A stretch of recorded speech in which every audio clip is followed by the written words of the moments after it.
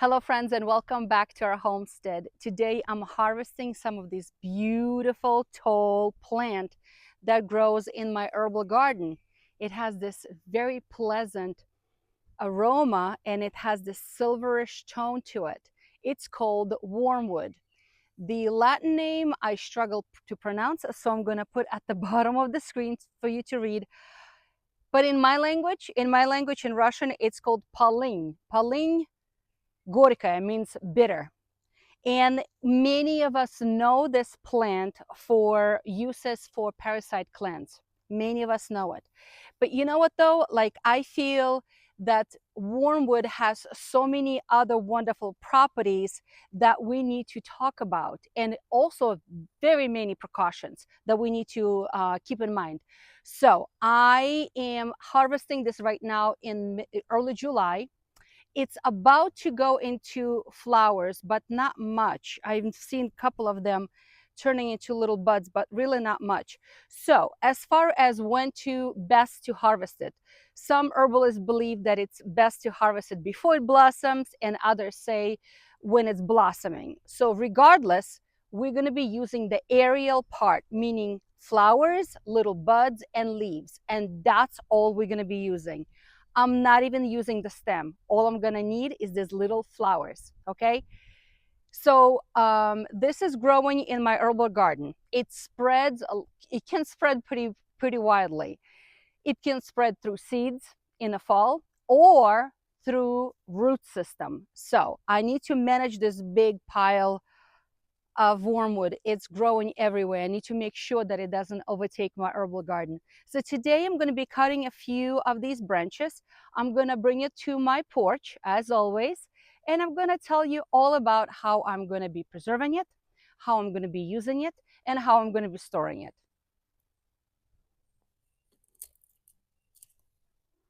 I'm going to just cut a few branches. I don't need too many. I think I'm going to cut this one too. The stems are really woody already. Ugh. I need big clippers to trim them off. Beautiful plant. Super bitter. As a matter of fact, some herbalists say that this is probably the most bitter herb out there. Many people confuse wormwood with this plant. This is motherwort, and it's very different than wormwood. Let me put them side by side and you will see the difference. Wormwood, see the silverish leaves, and here's motherwort. Now, if you flip the motherwort upside down, it has silver bottom to their leaves, but otherwise it's a super different plant and they have very different properties. Okay, so I'm going to be preserving this herb, wormwood, in 3 different ways. Well, actually 2 different ways, but I'm going to be storing them in 3 different ways. One, I'm going to be making a tincture, and you know that I love to use fresh plant material, and I'm going to be using 100 proof vodka in my tinctures because I believe that that makes the best extraction of medicinal properties out of a plant through vodka, and 100 proof because it has 50% water and 50% alcohol. So I'm going to be making that in always a glass container, and it's going to sit and macerate for 6 to 8 weeks, and it's going to do its thing. At the end of 6 to 8 weeks, I usually do 2 months, which is about 8 weeks. I strain it and I squeeze through either a cheesecloth or a French press, some other press, to completely extract all of the nutrients, all of these medicinal properties out of this plant. So what properties does this plant have? As I've mentioned, it's super bitter. And yes, some herbalists believe that this is the most bitter plant out there as far as herbal plant for use. But you know what's funny? When my animals find wormwood, they eat it up right away. My goats absolutely love wormwood. They know where the good stuff is. And I guess the bitterness does not bother them whatsoever. Right now, all I'm doing, I'm just ripping these little leaves right off the branches. I do not need branches. All I need is just the plant material, just like this. And if you get a little closer, you probably could see little buds on them. They're about to open up into a flower, but not yet. The flowers will show up probably around August. So the tincture can be used internally, and it has many reasons why people use tinctures internally. So as I've mentioned, the bitter part, and the scientists do agree that wormwood is a bitter herb. Bitter herbs meaning that it's going to stimulate digestion. It's going to stimulate digestive enzyme production, okay? So that's what bitter herb is known for, the wormwood is known for. But that's pretty much the only thing that the scientists really agree about. But the rest of the stuff is usually based on narration and stories by the herbalist and home use.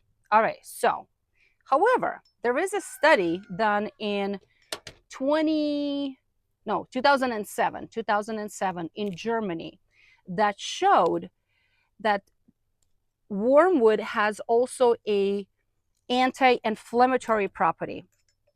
They did a study on a group of people who have Crohn's disease. Crohn's disease is an inflammatory disease of the bowel, and people often have flare-ups and they're very uncomfortable.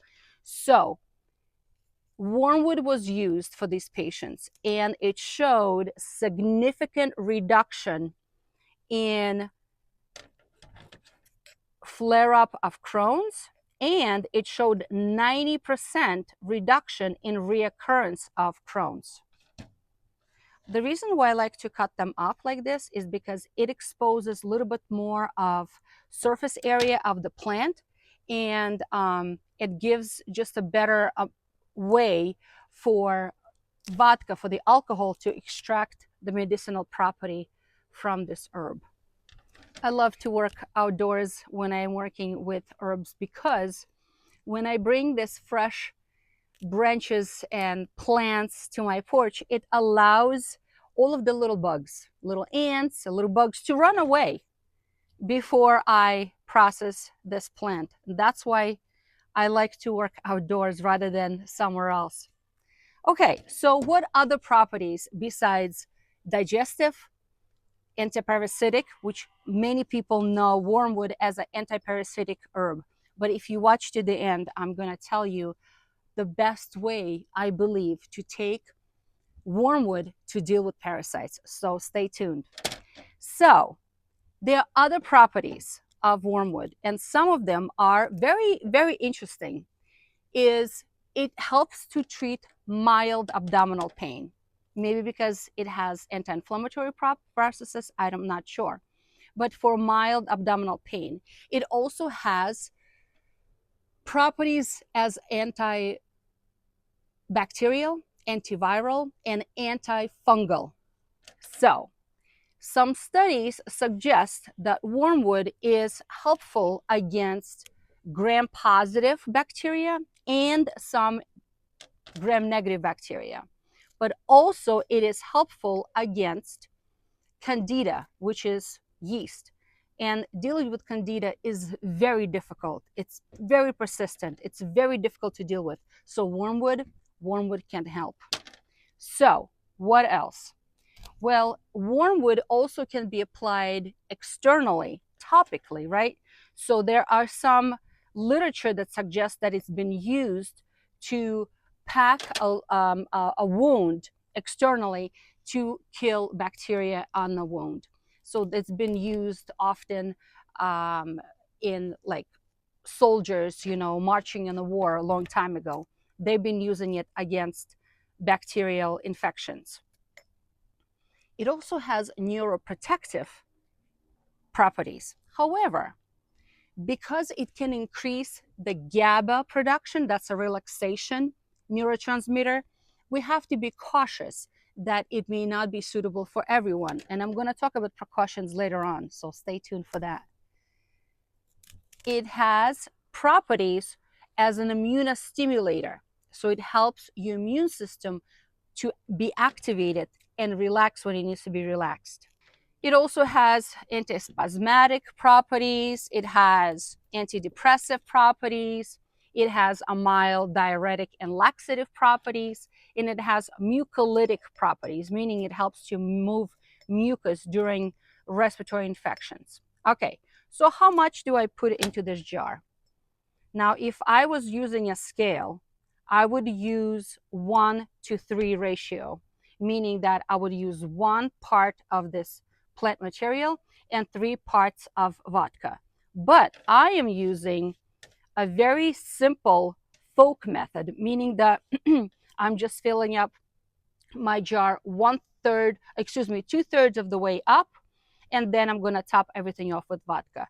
Because it's such a loose plant, I'm just going to push it down gently, not stuffing it, but kind of like pushing this down a little bit, so I know I can fill a whole lot more in there before I fill it up with vodka.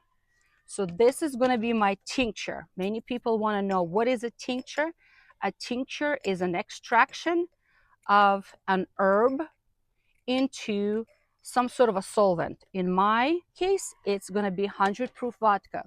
But if you choose to use glycerin or vinegars, that also can be done. But I do have to caution you that those methods are going to have much shorter shelf life than vodka. I prefer to use vodka. Okay, just like this. And then tinctures, my friends. Tinctures are used in drops. I will literally be using only drops. How many drops? Well, because this is not a prescription, this is not even a recommendation, this is basically what people do. So it's not something that, oh my goodness, Lilia told me to take 10, 15 drops. No, this is what usually you will find in literature. The first time you use Wormwood, you should only use 1 drop and see how your body responds to it. Make sure you don't have an allergic reaction. But then once you see that you had no nausea, no vomiting, you're fine, no rashes, you feel fine, then you can go ahead and increase to slightly bigger amount.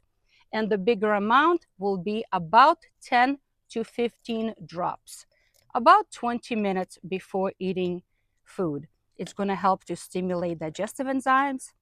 It's going to help you to digest foods that you're eating, especially proteins. Okay, so let me just, this looks about right. Let me top it off with vodka now. And I need to make sure that it fills up all the nooks and crannies everywhere.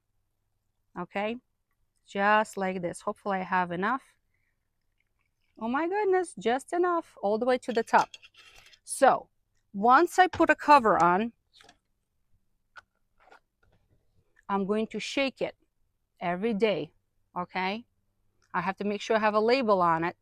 And I'm going to shake this every day for the first week, okay? And then after first week, I'm going to shake it maybe only once a week to make sure that everything is distributed nicely. Let me open it up and make sure I'm all the way to the top. Yeah, I'm going to make sure that I get as high as I can. Why? Because I don't want any of the plant material to stick up above the liquid. I don't want it to oxidize. I want it to be all underneath.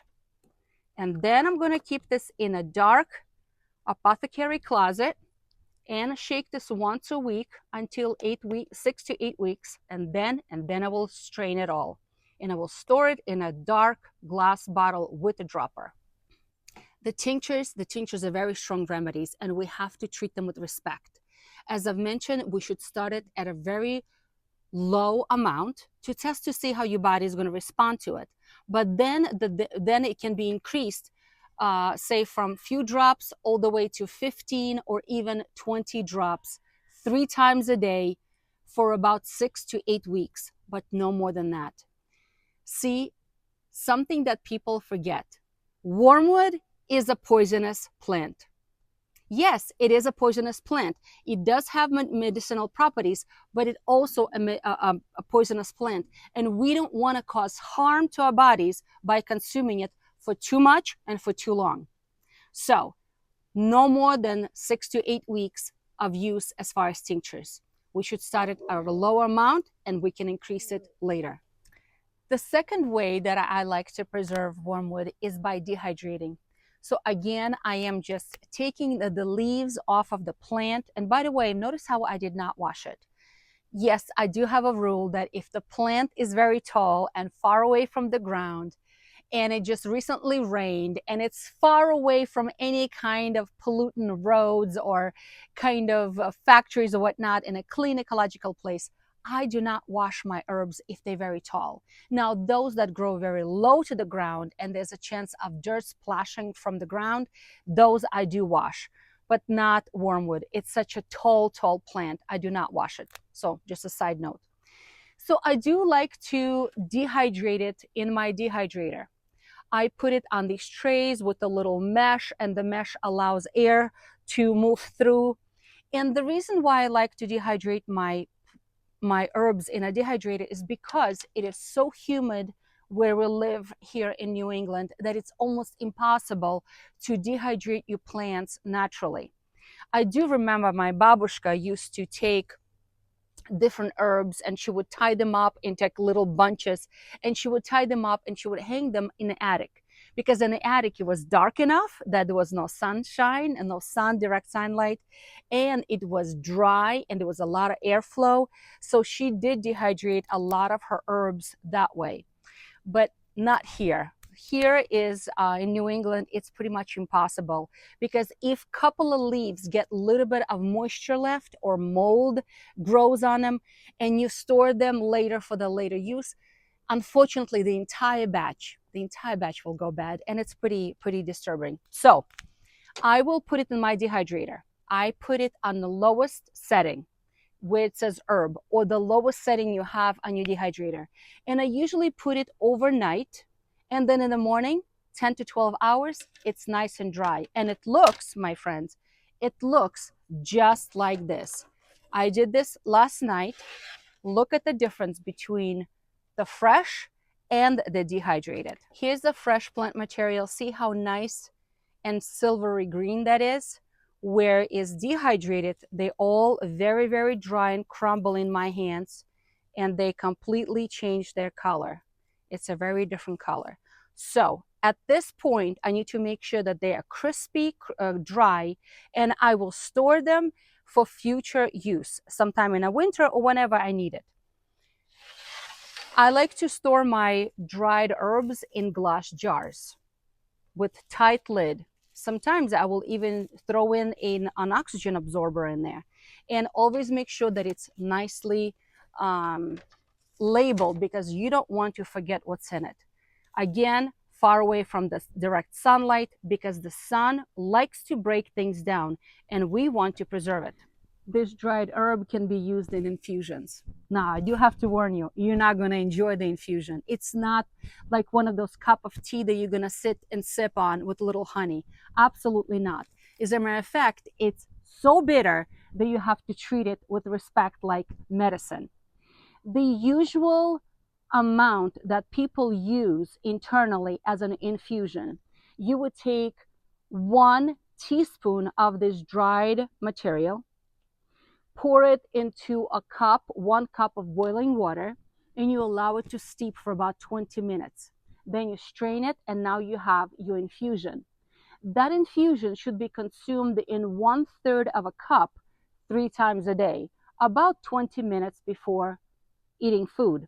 So again, that whole cup will be ingested in 1 day, 1/3 at a time. Okay? And like I said, it's not going to be pleasant, but many medicines are not.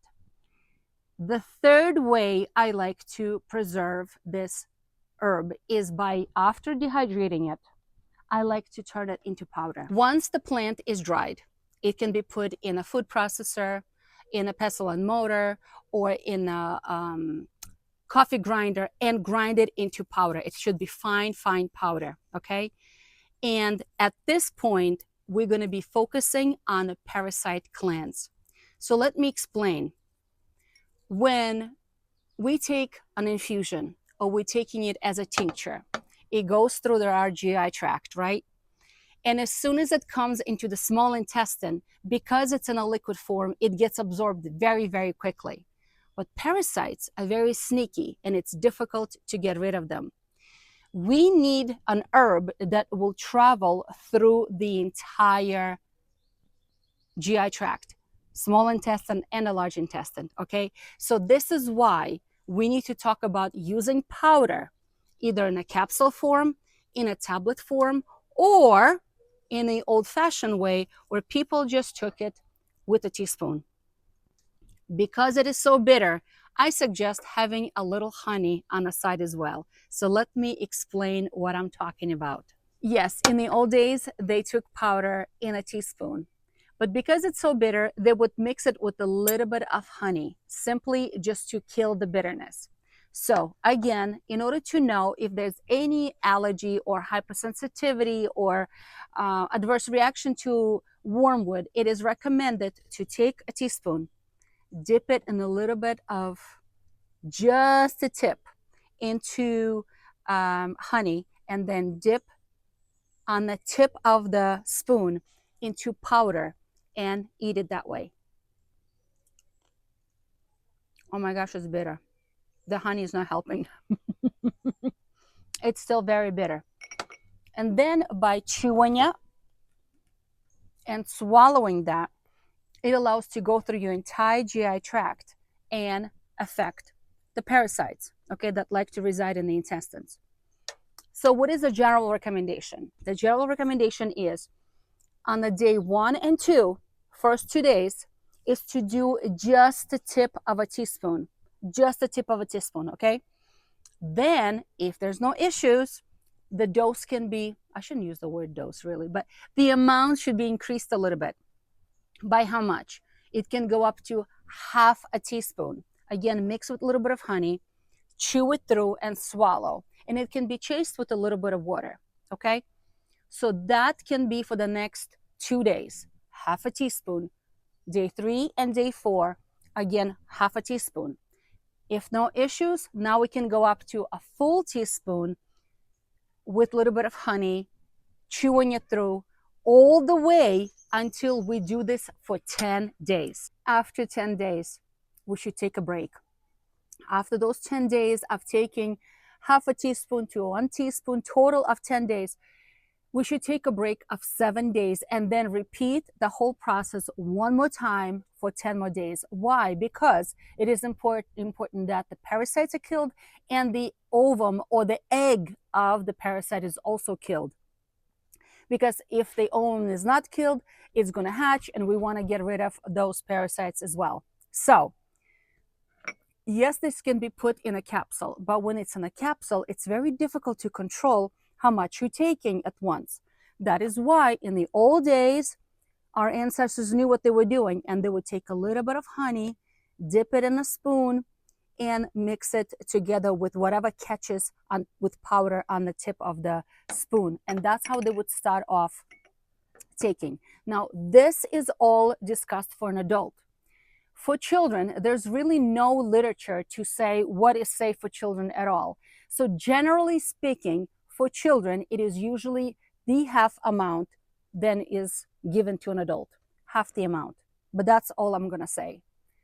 All right, as I've told you, there are precautions about wormwood. Yes, there are many precautions and contraindications to using wormwood. Obviously, if someone who is pregnant or breastfeeding, ladies, this is not for you. Wormwood should be avoided during pregnancy and breastfeeding. Also, it should be avoided for anyone who has history of seizures or epilepsy. Wormwood should be avoided altogether. There are other precautions, so let's go through them. Because it's a poisonous plant, we should not overdo it, so don't take it for a very long time, okay? But it is a contraindication for anyone who has gallstones or cholecystitis, the inflammation of the gallbladder. That is contraindicated. Why? Because it's going to promote bile flow, and it's going to really cause acute exacerbation of gallbladder. Also, if anyone who has history of stomach ulcers, gastric ulcers due to hypersecretions of gastric stomach acid, it is contraindication. If anyone who has a history of diverticulitis, it's contraindication. If anyone who has anemia, low red blood cell count, it's also contraindication.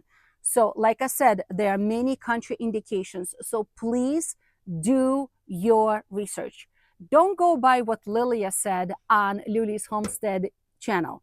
Don't go by what somebody else tells you in your neighbor or something like that. Do your own research. If you feel safe to discuss your herbal needs with your healthcare provider, many of them, of course, don't have much knowledge about herbs, but please talk to somebody who understands herbs and who knows your particular medical condition. So you have to be cautious, because sometimes if you are taking any kind of prescriptive medications, you should not be mixing it up with herbs, especially with wormwood when it is a poisonous plant. Yes, many people use wormwood as their parasite cleanse. It's part of the preparation, and many herbs are mixed together.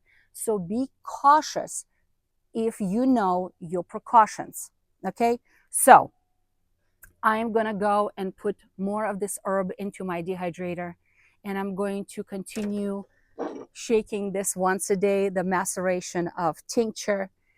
And I'm going to store my dry plant material in a glass jar, labeled, put away in a dark closet away from the sunlight. That's how I like to store my herbs. And dried herbs are only good for 2 years. After 2 years, discard them. They're no longer good. They no longer have their medicinal properties. So people who have kept their herbs for a very long time, at this point, it's just dry grass. It's not good for anything. So friends, I hope you are encouraged to learn more about wormwood. Grow it in your garden. It's a beautiful ornamental plant. The animals love it, and we should love it as well and know how to use it safely. On this note, friends, I hope you are encouraged and try something new. Look at this beautiful yarrow. The next video I'm going to make about yarrow because it's time to harvest it. So I like to post my videos every Tuesday and every Saturday, if possible, if nothing else happens, because on a homestead, things happen all the time. So if you don't want to miss any of my videos that are coming about different herbs and about different life on a homestead, please subscribe and hit that little bell button. It will help you to get notifications when a new video comes out.